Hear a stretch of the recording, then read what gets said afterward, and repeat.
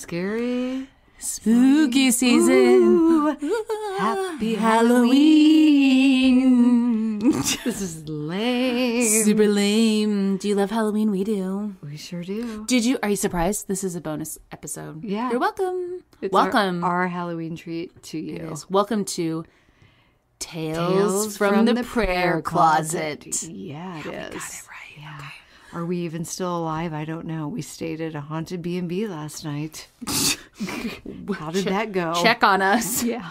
Check on us, please, Shoot somebody. us a DM. Now that's how we're begging for DMs.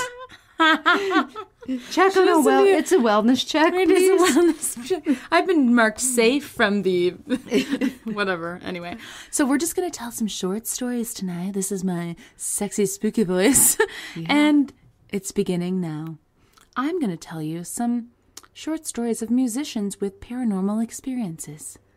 I'm here for it. I'm even wearing a musician's hoodie. A Wonderful Lannis is in here. I don't know. I haven't read these. Number 1. Kendrick Lamar sees Tupac's ghosts. Ooh. Ghost. Just the one. The other was just his hologram. Right. Acclaimed rap artist and activist, Kendrick Lamar claims to have been visited in his sleep by the ghost of the legendary Tupac Shakur. That was just a dream. It's called a dream. Wake up, Kendrick. Lamar spoke of the incident to Homegrown Radio, recalling how Tupac's silhouette came to him and said, "Keep doing what you're doing. Don't let my music die." Does he sing Tupac's music? I don't either. We're idiots. Can he legally do that? I don't think so. Maybe he just means like He means hip-hop. like my genre. Maybe. But it's doing fine. I mean, Yeah. Tupac, you're good. Do something else with your time. Tupac, Jay-Z's still Get a around. hobby. Start gardening over there on the afterlife. Tupac, Right. we don't need this Oh my advice. God. Okay, that's a terrible story. Moving on. I don't even know who this is. Oh, it's a founding Kiss guitarist Ace Frehley. Do you know who that is? No, I assume Gene Simmons. Me too. Recounts 2 different occasions when both his wife and daughter were violently pushed down the steps of their home by what he claims to have been a ghost. Quote, "I always had a sense that there was some type of connection with me on the other side." I mean, it's all your makeup. So it's your fault? You're getting them pushed down the... I'd be like, okay, if it's with you, It's not can me. you get shoved down the stairs? Not me. Not long after Frehley purchased a large family home in Westchester, New York, he noticed things being moved around from place to place. Once he discovered his daughter at the foot of the staircase. Frehley attributed whatever presence he'd noted in the home before must have been an evil spirit. His marriage fell apart, and his daughter moved out.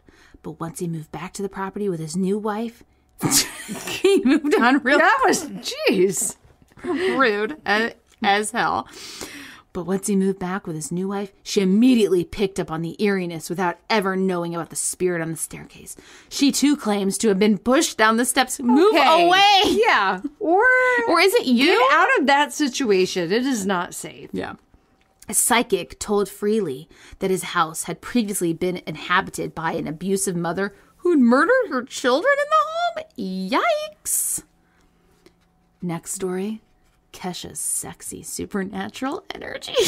Just wait. You wait.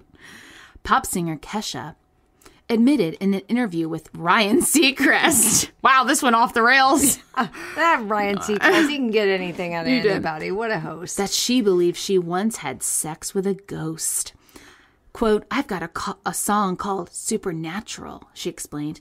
"That song was about having sex with a ghost. I lived in this flop house." What is a flop house? I don't know. At Rule Canyon, and there was this weird energy that lived there, and it used to keep me up at night and wake me up. And it progressed into this dark sexual spirit. It did scare me, but that's part of the fun of it. End quote. No. No, There's nothing Kesha. done there. That's not cool. That's gross. Next story. Marilyn Manson summons the underworld. Well, duh. No one should be surprised to hear that a musician like Marilyn Manson, this is kind of rude, once summoned the underworld, simply a Christian school kid at the time. Manson recalls being pressured by his peers into reading incantations in a dark and supposedly haunted cellar. So he's a child at the time. The controversial rocker, known for his Satan-worshipping ways, claimed that he recited lines of text by the glow of a Bic lighter. Just that would get so hot. I'd be like, ow, my finger. Can someone get a candle to light? That gets really hot really fast. Oh my God. What an idiot. He heard demonic whispers asking him if he believed in Satan. Okay, great. That was it? Yeah. Oh, he's stupid anyways. We hate him. He abused all of his ex. Yeah, he did. Blah. Yeah. Yeah, I hope you burn your finger a million hell. times on a Bic lighter. In hell. Marilyn Manson.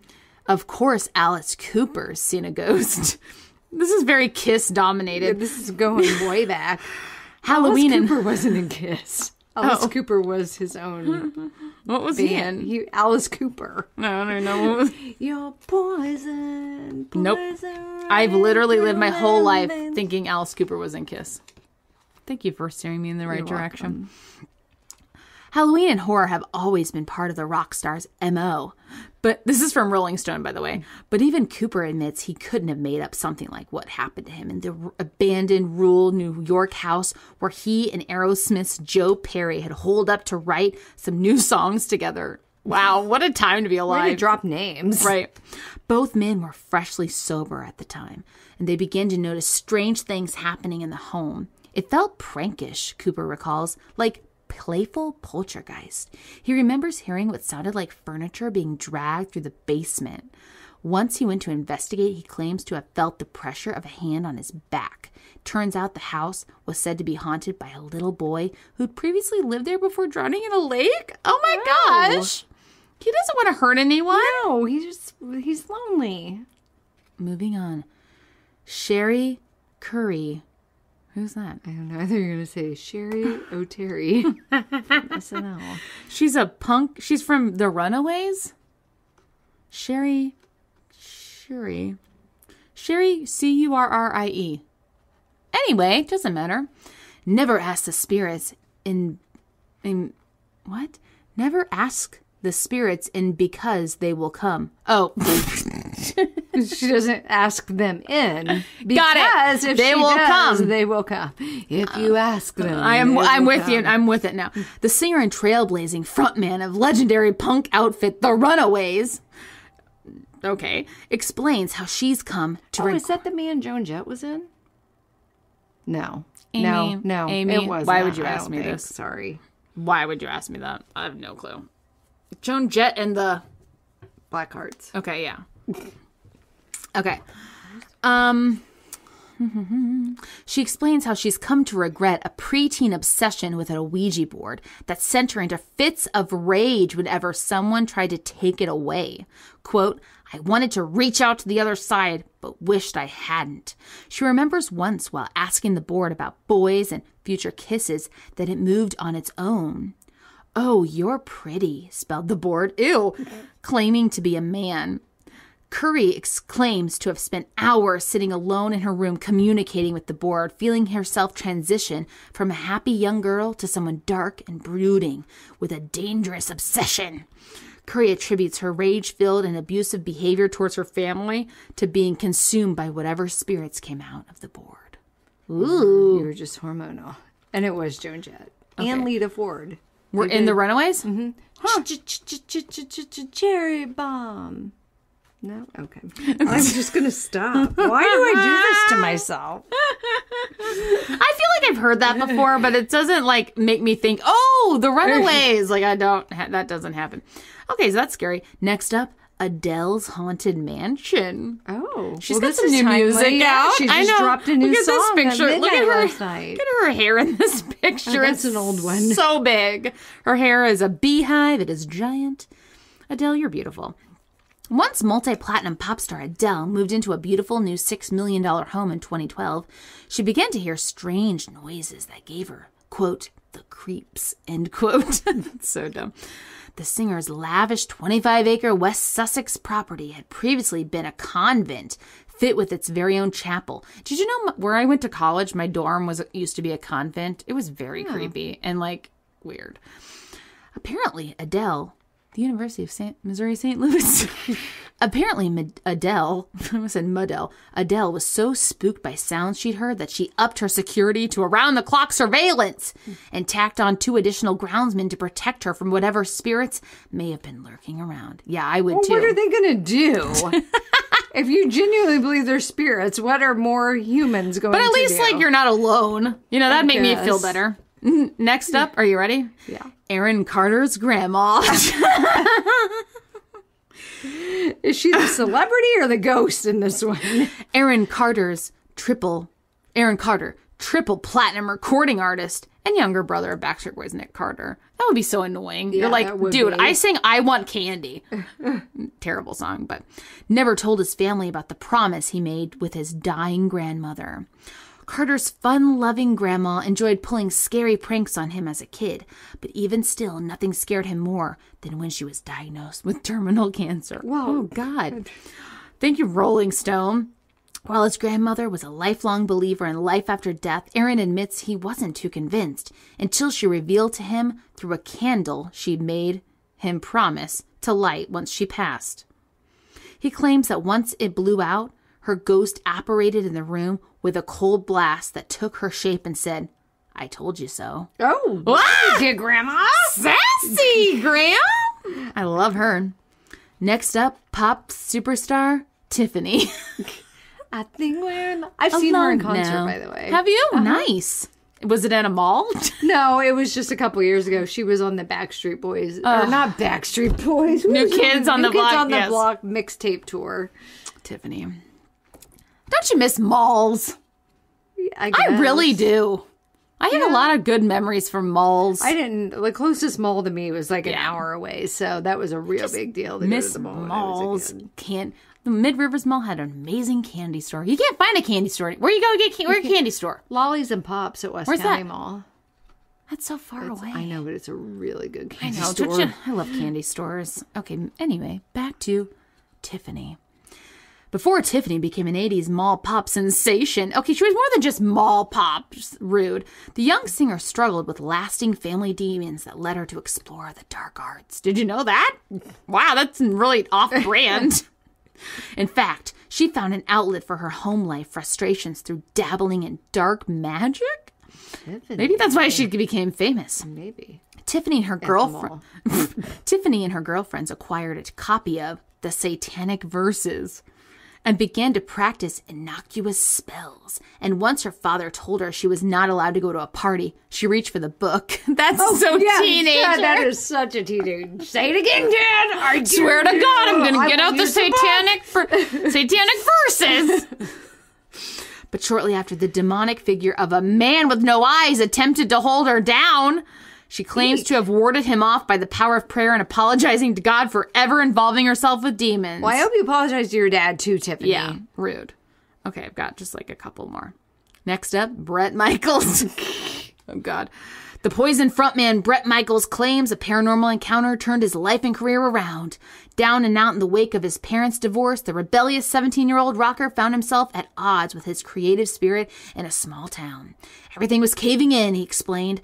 While in a friend's basement after a particularly disheartening band practice, he plugged into some headphones to relax and saw a strange glowing orb from the corner of his eye. There was no rhyme or reason for this orb. Yeah, there was. It was all your guy liner, Brett. You probably poked yourself in the eye applying it. He now claims that the orb was a sign he needed to get out of his podunk town and pursue rock stardom. Okay. Dumb. Don't forget your bandana. Okay, do you want to hear Cher's Sonny Bodo visitations or Ariana Grande believes in demons? Let's go with Ariana. Okay. I've also seen her in concert. Oh, I've seen Cher, too, actually. Dang, girl! I kind of love Ariana Grande. Like, Demi Moore's new album, there's an Ariana Grande song on there, and it's so good. It's so good. Anyway. I seen the devil, yeah, I met him last night. It's so good. Anyway, Ariana Grande did not hold back about her belief in demons in an interview with Complex in 2013. According to some, fear of demons is a typical Florida thing. What? That's highlighted blue. That's a link. Florida things. That is not what pops to mind. Meth. I think of Meth are people who forget their pants before they commit crimes. Or before they do a bunch of PCP. Yes. Or PVC, whatever. Or they buy PVC pipe. We don't know. That's We're not so here to weird. judge. That's so weird. You're right. But the pop singer chose to discuss a particular experience that took place in Kansas at the Stull Cemetery, rumored to be one of the 8 earthly portals into hell. Grande recalls smelling sulfur in the car on the way there, which according to her is the sign of a demon.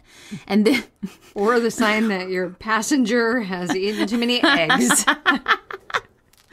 And then seeing 3 distinct faces in the background of a photo she took. And had the ominous feeling she'd picked up on. She claimed to have later seen a big black mass and red demonic flashes.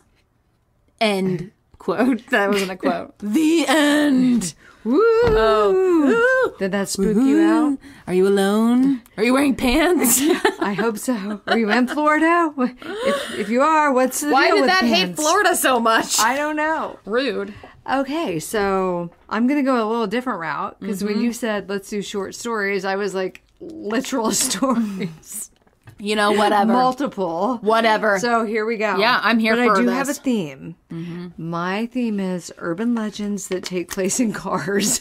Okay. So I'm Love going to it. start with the Hook Man. Which is These very are timely. all urban legends that you've heard. Very timely. Does the guy from I Know What You Did Last Summer have a hook? Yeah, because he wears a rain slicker. Yeah. Okay. Anyway. So here we go. I love this sexy voice. This is the end voice. Yes, this is where it came from, but we ended up cutting that entire episode. Did you say the end in that episode? Yeah. Oh, and then you just say Where do it you a think bunch. it came from? Well, you say it a bunch now. It's so funny. Well, because it's a callback. Well, yeah, I know. God, so okay. anyways. Are we fighting? No. Well, you're just saying I say it a lot. You do too. No, I know, but it's like your thing, you know. Anyway, no one cares. Here we go. Back to these voices. Hook Man. Don't make him sound sexy. Or Kesha might give him a call. Hey, Hook Man. Kesha's like, hey.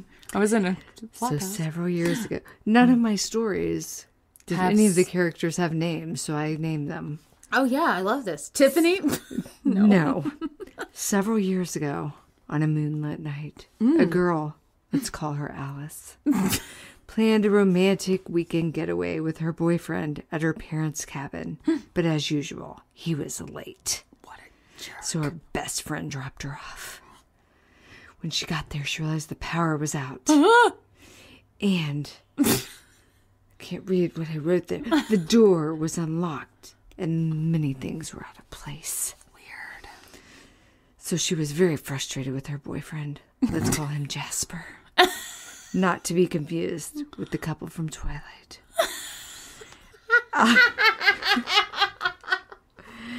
Alice turned on her radio. Wait, but they're also like brother and sister. It's so confusing. It's weird. She turned on her radio because she had no power, so it was the only thing she could play because it ran on battery. Thank you for that explanation You're for welcome. our Gen Z listeners. Batteries are I things. had to write that for myself because I was wondering how she was listening to the news. Batteries story. are things that you put In inside. fact, I had written TV and scratched out and made it radio. I'm like, she can't do that with no power.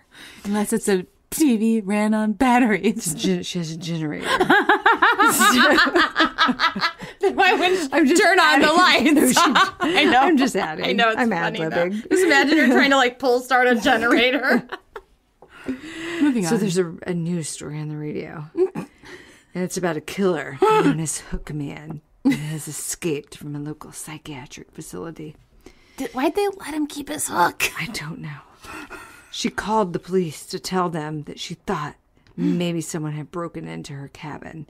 But they were all, we're dealing with the Hook Man right now. So we don't have time for a maybe break-in. Then Jasper showed up. Finally. And she tried telling him about the break-in. But he was like, don't be a hysterical female. Ew. Jasper is here to keep his little lady safe.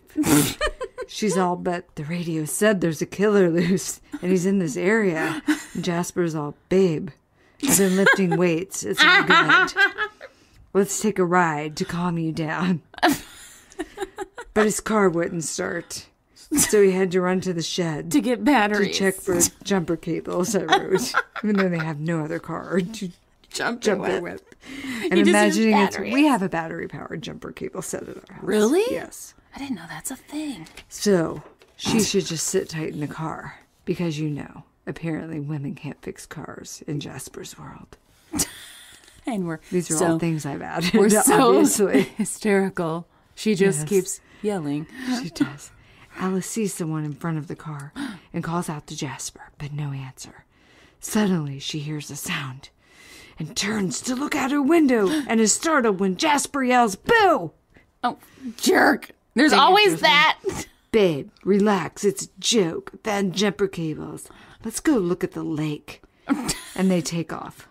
Once they get there, Jasper wants to build a fire, but Alice doesn't want to. Build a fire. What with there being a killer on the loose and all. And they don't have any marshmallows. And Jasper doesn't listen. What a It's jerk. shocking. He goes to get some firewood. It's shocking, is that what you wrote? Yeah, wow, Jasper didn't listen. Can't believe it. When he returns, Alice has already lit the fire because women can do stuff. Let the women do the work. That's right. I ordered a hoodie that says that. I ordered one that's... So it was like, okay, either in the woods, you're either going to find a skull or be a skull. We're such idiots. I was so excited when they finally had merch. I'm like, I bought a Let the Women Do the Work sticker. And we've been duped, Steve! Anyway, listen to TCO. Yes, it's a great True Crime podcast. Obsessed. So Jasper goes to the car for s'mores ingredients. Oh, good! had I was them. disappointed. When he's gone, a spirit of a girl appears Oh, gosh! to Alice and says, "The man with the hook has nothing left but his anger." Alice is really freaking out now. But she asks the girl, "Who are you?" And she says, "I'm Lily. Dad is keeping us here. He's trying to use our remains to bring us back. What? Please burn our remains so we can have peace." What? Alice somehow finds the remains Oh, wow. and burns them. Oh, you're so good. Immediately she hears growling and banging. So she runs to the car where Jasper is. And he asks what all the banging and growling is. Alice is all, "Now is not the time, Jasper. Let's go." And Alice tries to start the car. But it's a piece of crap. Something starts banging on the side of the car and eventually shatters the glass. So Alice gets the car started and peels out to the police station. Yeah, when Alice, they get there and get out, they see a bloody hook hanging from the back bumper of the car. The end. Now I'm moving on to the story. Man, the Alice boyfriend's is such dead. a badass. I added that. Yeah, Jasper sucks. And the story from YouTube. All these stories are from YouTube, by the way. She was a total.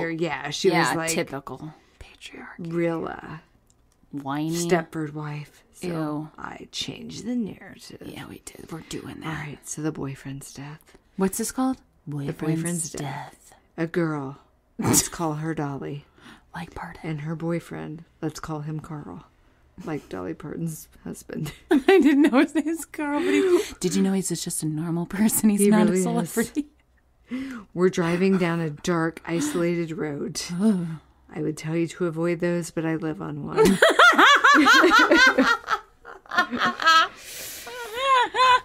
So they end up getting lost and find themselves in a densely wooded area. The car started making a strange sound and then stalled out.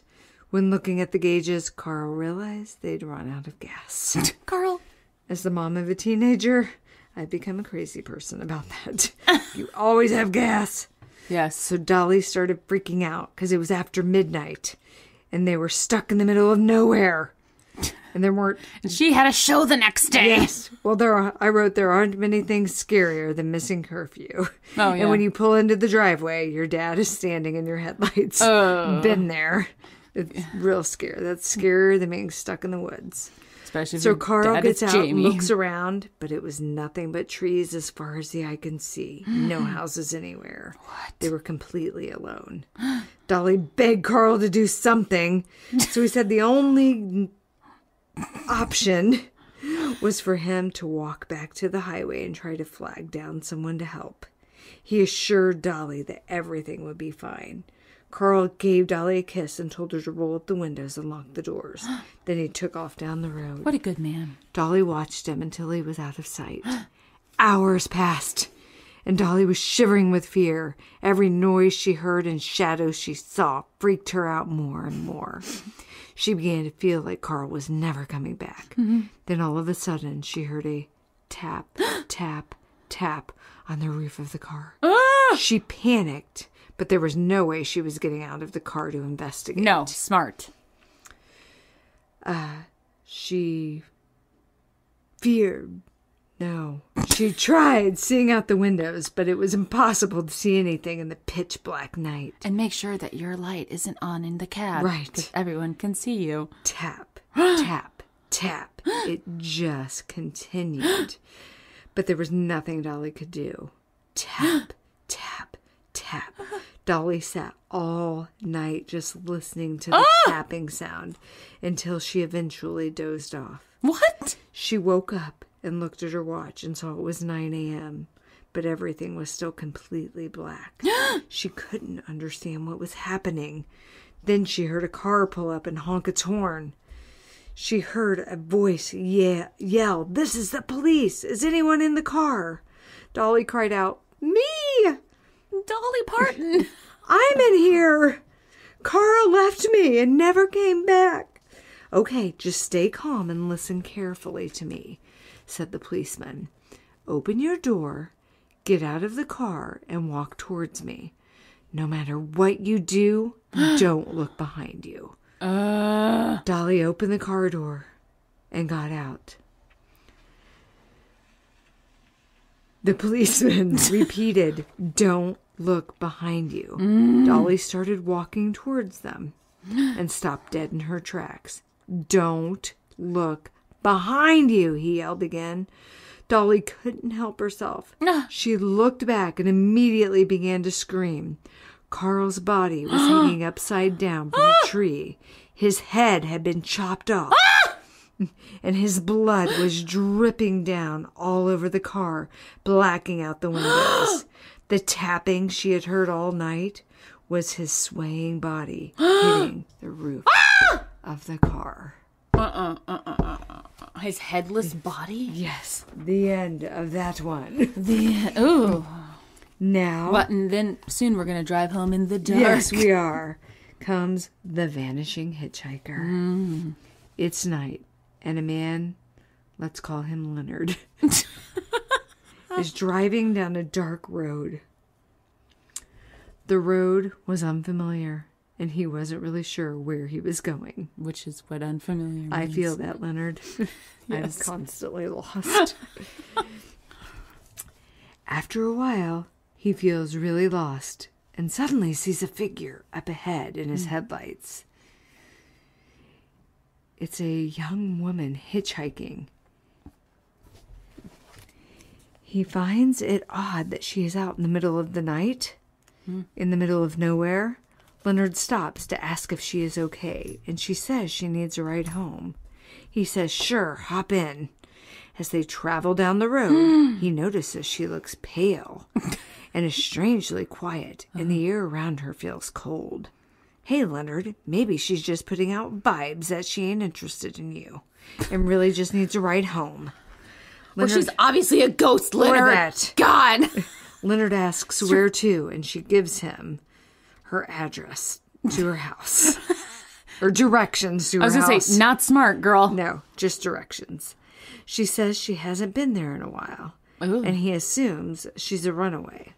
And that he's being some sort of hero by reuniting her with her family. Typical Leonard. Hey, Leonard, she doesn't need saving. No. He pulls up in front of the house, and she gets out of the car. As he is almost about to pull away, he sees that the young lady has left her scarf in the seat.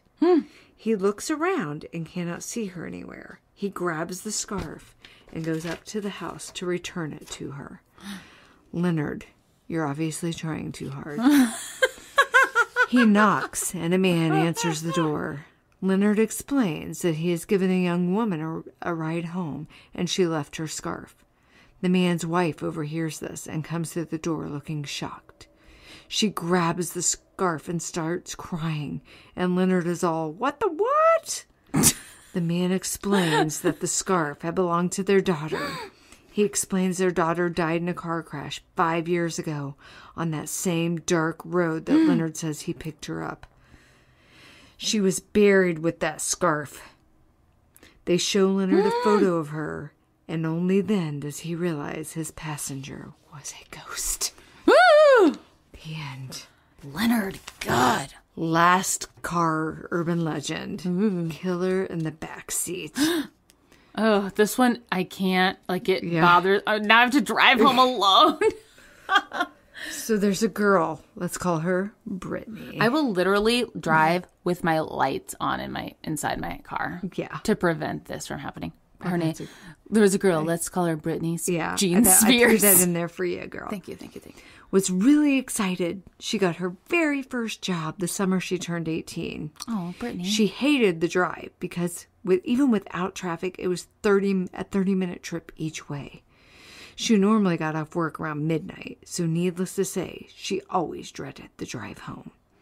She was still adjusting to the routine, so her mom told her to always keep an eye on her gas gauge and only stop for gas on her way to work, never on the way home late at night. Smart. Like a typical teenager, she didn't really listen to her mom's advice.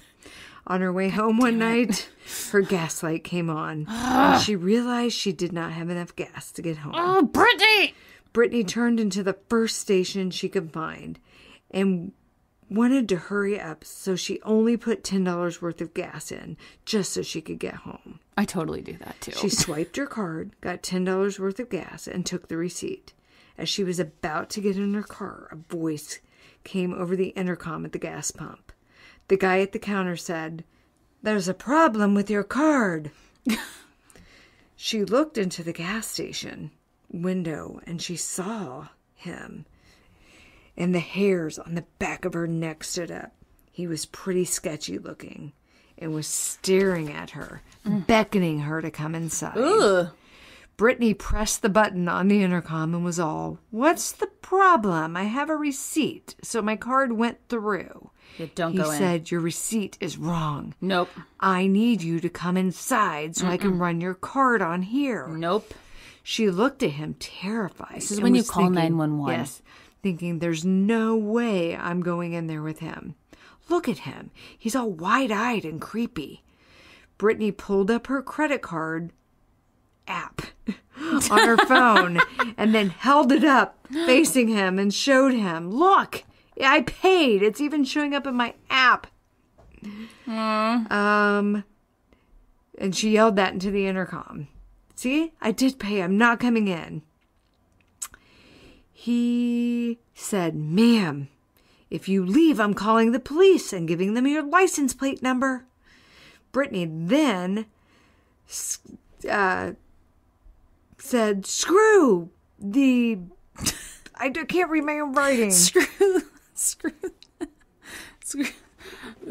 the intercom. Oh, she said, "Screw the intercom. I'm just going to scream at him."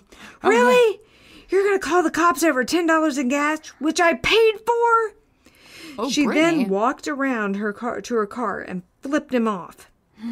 As she was about to open her car door, she noticed he was mouthing something to her, and she realized he actually looked more desperate than creepy. He kept mouthing and beckoning her to come in, and she just stared with a confused look on her face. He then scribbled something on a paper and slammed it against the window. I mean, how close are they? I mean, Anyway. close enough. Yeah. Close enough. It said, "Guy in your car." Brittany looked and saw a man in the back seat of her car. She ran toward the gas station, and once inside, the clerk locked the door and told her to stay down. He was looking out the window at her car with a gun in his hand. From behind the counter, Brittany could see a guy in sweatpants and a hoodie open the back door of her car and run off. Turns out the clerk had seen the guy on the security cameras hanging out at the side of the gas station. He creeped towards her car and slipped in while she was swiping her card.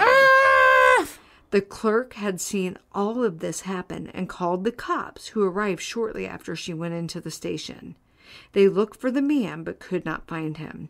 Brittany realized the man could have and would have killed her had it not been for the clerk. So I hope she apologized for flipping him off. The end.